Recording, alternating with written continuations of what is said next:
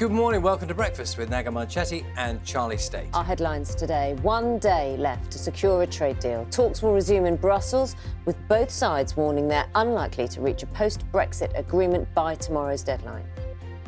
US drug regulators approved the Pfizer COVID vaccine. Almost 300,000 Americans have died with the virus. We have already begun shipping the vaccine to every state and zip code in the country. The first vaccine will be administered in less than 24 hours. From today, travellers returning to the UK from the Canary Islands must self-isolate. Some fear they won't get back in time to avoid Christmas in quarantine. Good morning. The battle lines are drawn. The wait is very nearly over as Anthony Joshua returns to the ring to defend his heavyweight titles against Kubrat Pulev at Wembley Arena tonight.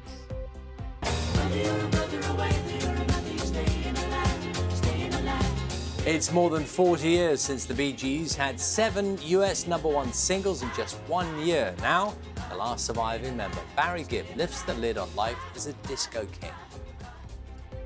Good morning to you. Looks like today will be the better day of the weekend. It looks like we'll see some sunshine around, particularly across western areas. But tomorrow, a low pressure system will sweep in, bringing wet and windy weather to our shores. But it will be turning gradually milder. I'll have all the details for you a bit later on.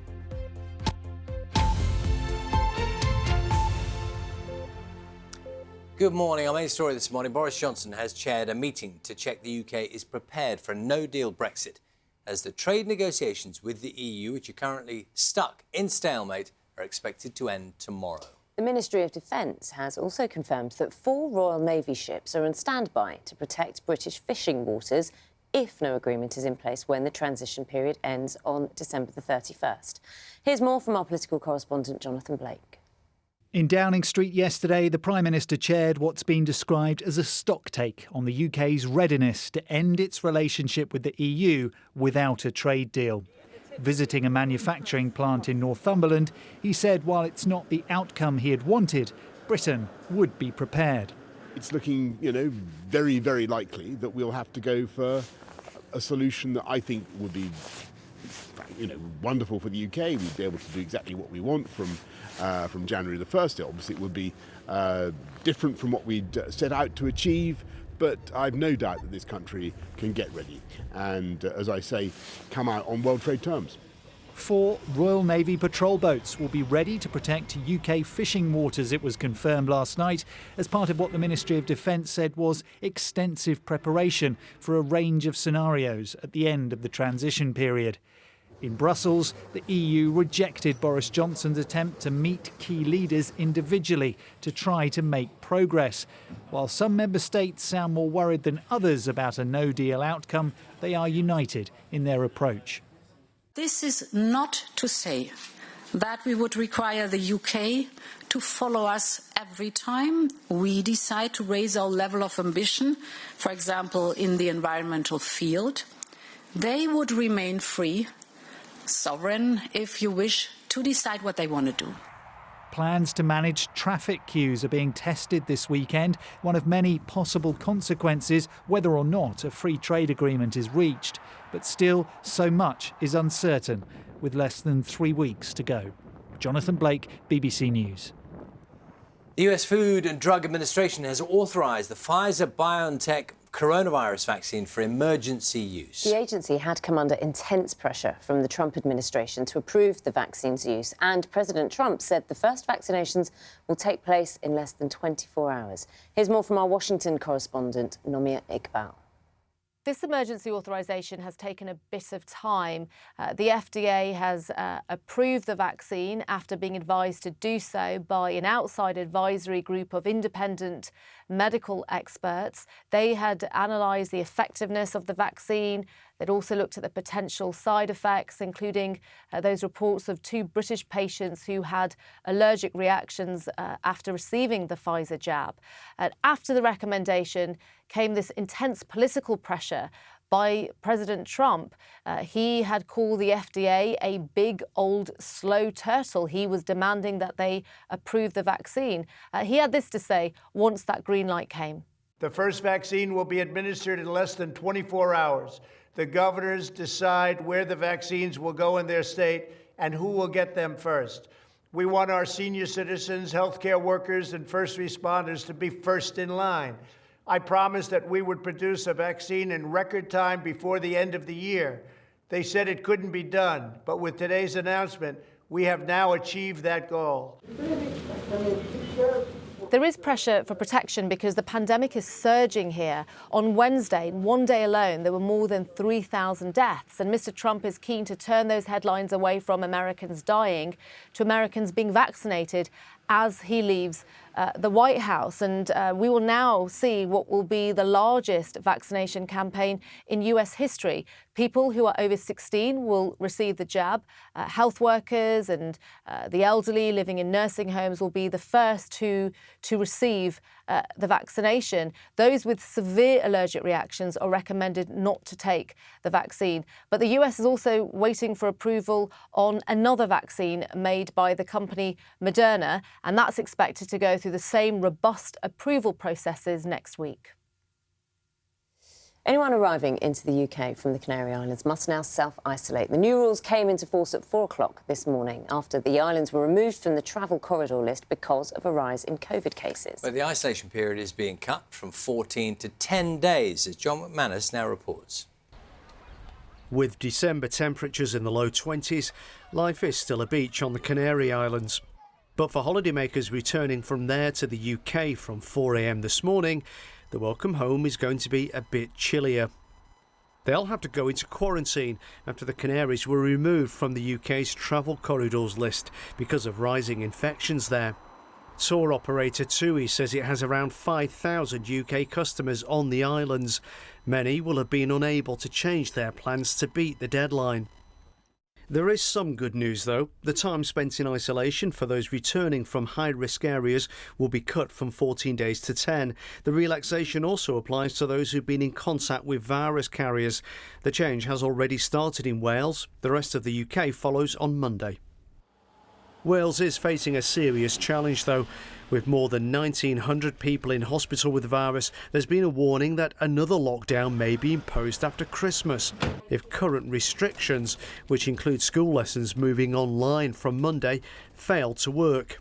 If those measures do not succeed in turning the tide of the virus, then it is inevitable that we will have to consider a move to alert level 4 immediately after Christmas.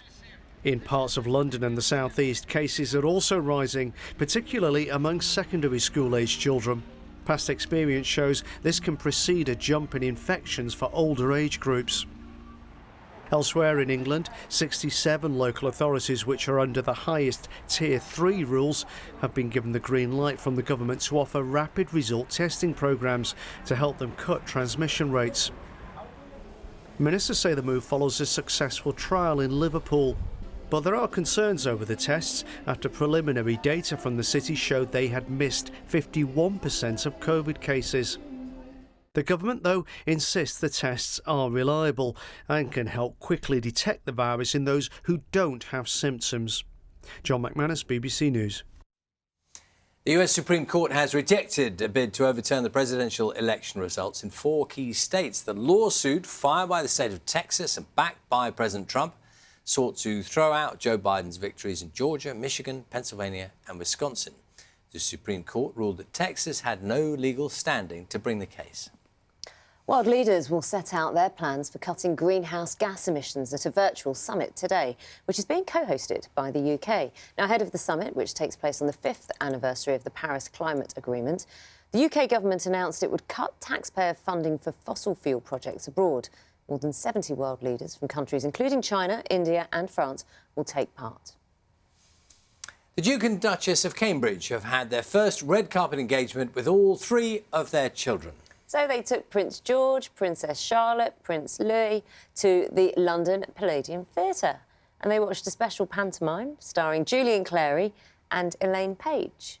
In a speech before the show, the Duke paid tribute to the late Dame Barbara Windsor. Before I go on, I want to pause and pay tribute to a true national treasure, Dame Barbara Windsor, who so sadly passed away last night.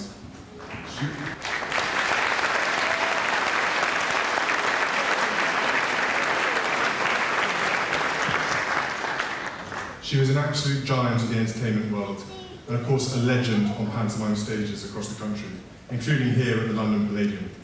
And I know we'll all miss her hugely. Of course, we were covering that yesterday, Dame Barbara Windsor, who died at the age of 83 on Thursday evening. Now, Mariah Carey's song All I Want for Christmas Is You has reached #1 in the UK charts 26 years after its original release. I don't want a lot for Christmas. There is just one thing I need. It has been streamed nearly 11 million times this week alone, and so far the song has earned Mariah Carey more than £45 million in royalties. It's already spent 70 weeks in the UK's top 100 since its release in 1994. Now, I'm not a big fan of Christmas songs. There aren't many I like. But that one... That one?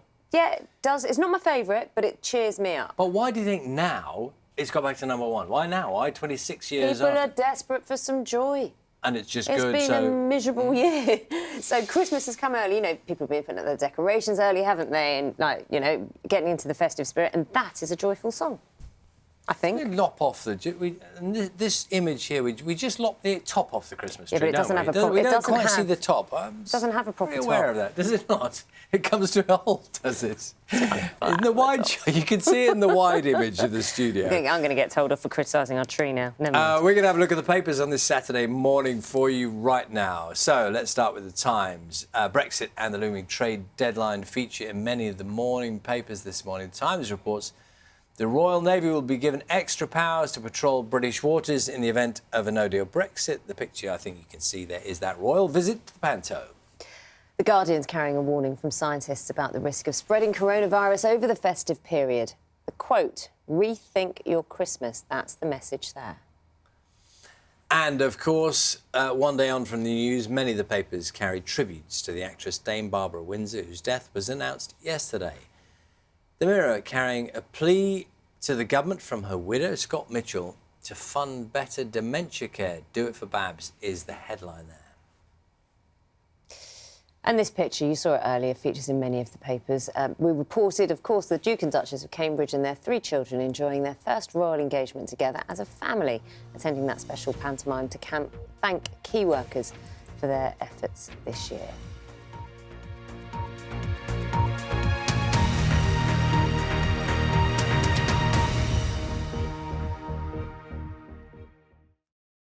See the headlines as they happen and watch BBC News live in the app and get the full story with bbc.co.uk/news. Follow the story for all the latest with BBC News.